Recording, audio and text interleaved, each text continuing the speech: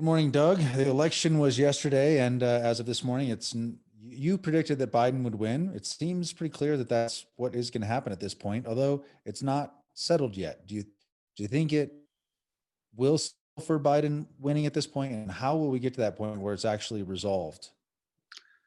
Yeah, well, that is, as we say, the $64 question. Um, my reasons for predicting Biden, just to refresh the memory of viewers and let in new viewers, were basically big picture, top down approach to the election.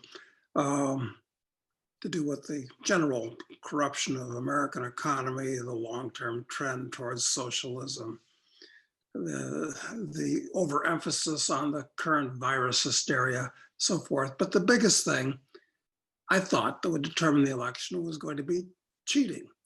Who would do it best, who would do it most. And of course, I came to the conclusion there, that point, number 6, is that the Democrats are much more expert at cheating than the tie-wearing Republicans in the suburbs are. Anyway, we still don't know what's going to happen. Of course, although I still do handicap Biden as being the winner, I'm hoping that Trump wins. Why? It's not going to make any difference from a monetary point of view, from an inflation point of view. They're both painted into a corner where they have to print up money by the trillions to keep the house of cards from collapsing. But the good news about Trump is that he will try to deregulate more, whereas Biden will try to overturn all the deregulatory moves that he's made. So from that point of view, Trump is better for the economy. I'd like to think that if Trump wins, we might have at least 6 months or a year more of kind of an economic Indian summer, if you would, before the long, hard winter that Joe Biden talked about hits. And if Biden wins, perhaps we'll go right into a Sovietized American economy with all these hardcore leftists and radically woke types and refugees from the Clinton administration and from the 60s. You know, it's going to be a nightmare. On the other hand, if Trump wins, those same people will try to go out into the streets and protest and riot. So it's, I don't know, do you prefer strychnine or arsenic as a poison? I'm not exactly sure if it's going to make any difference. And in the big scheme of things, it may not make any difference. But then again, it may make a big difference who wins, because if the Jacobins had not won in the aftermath of the French Revolution, yeah, it would have made a big difference whether they won or not.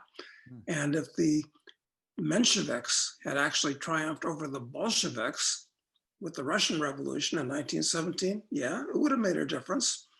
And if China had not had a great cultural revolution, but instead Mao was overthrown, would have made a huge difference.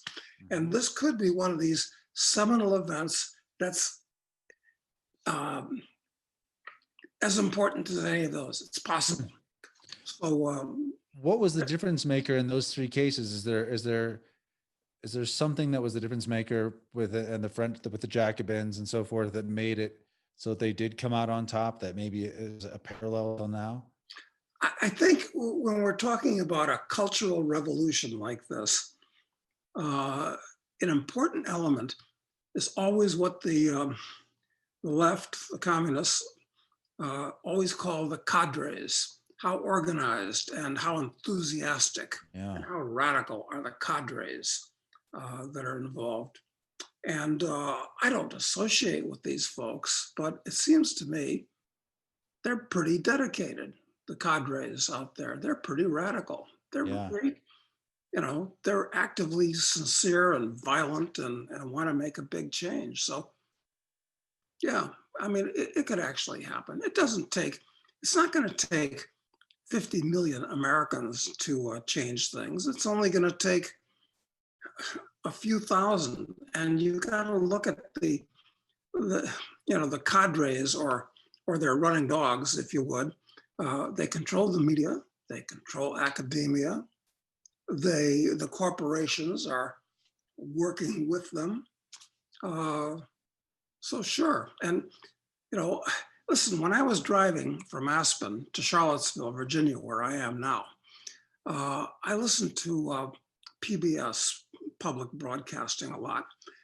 And of course, absolutely everybody there, whether they are mellow sounding or in disguise, but they're all real lefties.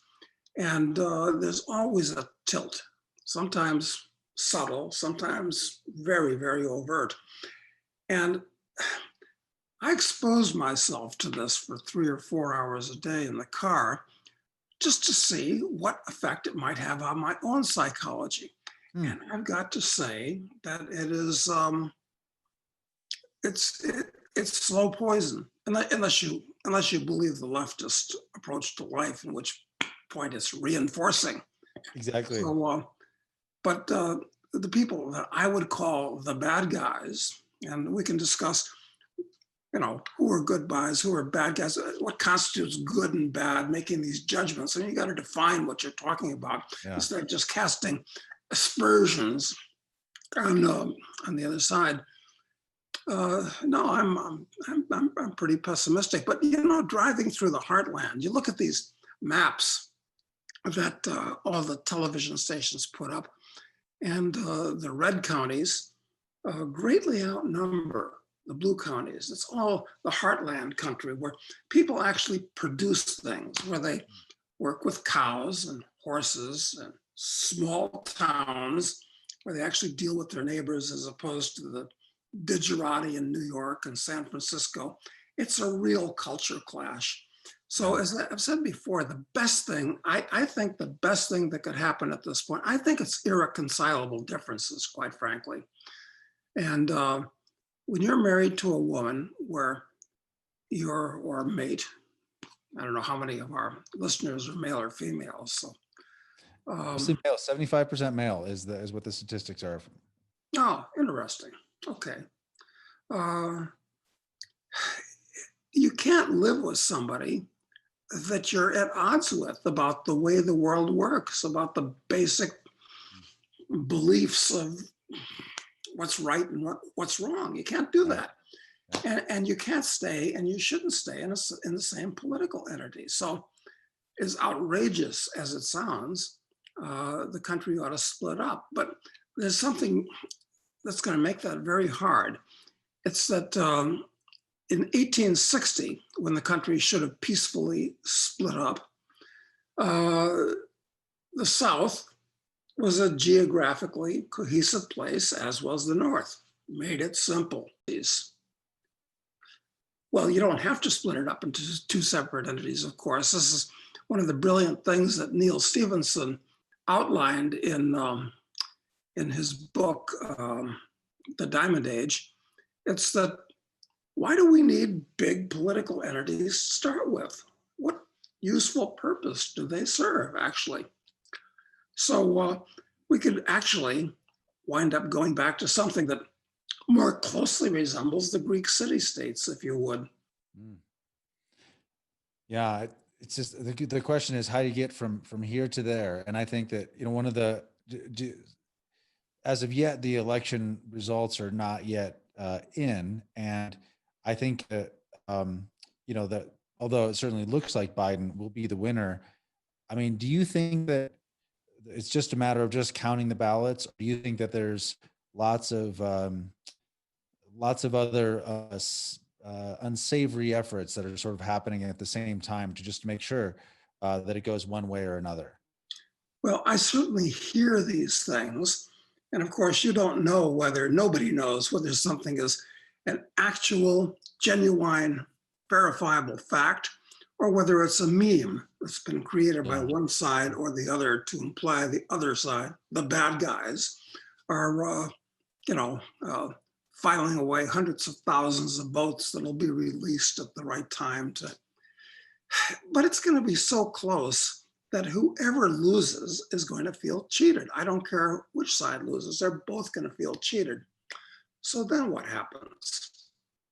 I mean, we might come back to the situation in the 60s. One of the memes that I did like from the 60s, the era of the Vietnam War, is they said, suppose they gave a war and nobody came, and you could take it from there. Well, suppose they gave a tax and nobody paid. Suppose they gave an election and nobody voted.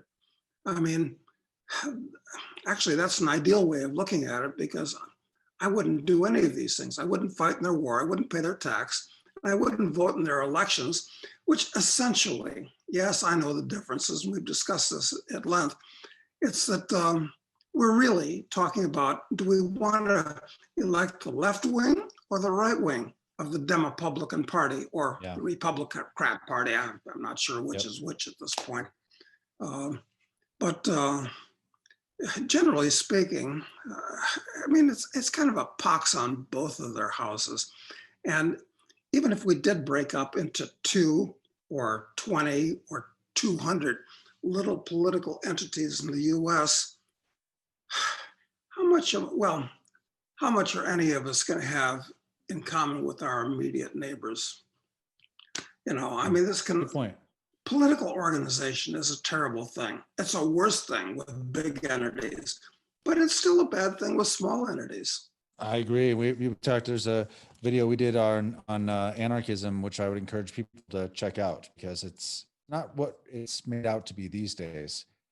One thing is, the markets don't like uncertainty. That's what we're always told. Like when the future is uncertain, then the markets are more volatile. Or that they price in greater risk. But when I look at the markets today, even though we have supposedly the most important presidential election ever, which they always say that, and the markets, there's no result, there's no clear winner, and it seems clear that it's going to be judged, at least to some degree, by the courts. In that environment, the stock market is way up. Gold is basically, down just a little bit. Bitcoin, it continues to surge upward to 14,000. What does that mean? If the markets are trying to price in uncertainty and they don't like uncertainty, then it seems like the uncertainty's gone in the markets. And yeah, you're right. The stock market is acting okay. Yeah. Gold is not breaking to new highs, so people aren't too scared. Okay, but who is going to be the president, and when is this going to be determined, and when will the inevitable lawsuits and court cases be over? And what if they're not over until January 23rd, whatever day that? Yeah. What if it hasn't been determined by then? I don't know what's going to happen. I guess the Fed is going to keep printing up money, so that money is going to have to go somewhere. Most of it's going to go into assets like the stock market. So this is really terra incognita. And you can say, yes, by comparison with World War II, this is trivial. Well, yeah, maybe. But what happened in World War II was happening outside of our geographical borders. And that was different than people hating each other right within our borders, which was definitely not the case during World War II. Right. So yeah, this is a big deal. And I don't think anybody's figured it out. Do you know anybody that's come up with a degree of certainty, at least in their own minds, as to how this is going to work out and what the consequences of that's going to be? I was working on a theory myself this morning that was basically just looking at the markets and going, well, there's confidence in the markets that it's okay, like that everything's going to be fine in the markets today. And there's a lot of wisdom, I think, in markets, not moment to moment, but I mean, there's a lot of people putting ideas out there at the same time, put their money on the line. And it almost makes me think that this is like the perfect status quo situation, actually, because you have have to worry about Trump going after the deep state in a great degree. But you have Biden, who's a president, but you have a Republican Senate, and you lose some seats in the House. So to the Republicans. So basically, it's nothing substantial changes. The institutions basically don't have to worry about being scrutinized too deeply. They can keep it on for at least a few more years. That's kind of what the feeling I had around it. Yeah, maybe. The only problem is that the stock market is at absolutely historic and manic highs in terms of price earnings ratio, price dividends ratio, driven up by a huge amount of debt on everybody's part. So I'll still hold with the analogy that I've made before that yes, we have indeed entered the trailing edge of the hurricane, and it's going to be really stormy and ugly and long lasting. And the other analogy that I like is that that trailing edge of the hurricane is assaulting a 100-story high house of cards represented by the stock market, and for that matter, the bond market. So I remain ultra bearish, and I don't care if the Robin Hood guys and fund managers and whoever else, I mean, I remain a bear. I remain a real bear. And I hope I have to eat my words with a fork and spoon, because like anybody else, I like good times a lot more than bad times. And since I've reached a certain plateau in life, Maury Wills, the great shortstop, said, the legs are the first to go. So when it comes time to be a street fighting man, I'm afraid that I'm going to have gone from an asset to a liability in the street fight. So yeah, I'm really hoping for good times. I don't want bad times. It's just that, what I want and what my intellect tells me are two entirely different things at this point. Yeah, and I wasn't saying that I think good times are coming. I'm just trying to understand how the way the market is digesting something that is seemingly deeply unsettled. I mean, it's supposedly so critical, and yet it's unsettled, and yet the market's up. And my thinking of it is just that they go, well, maybe because if you have a divided Congress, they can't get anything done, and so of course the Fed will keep printing.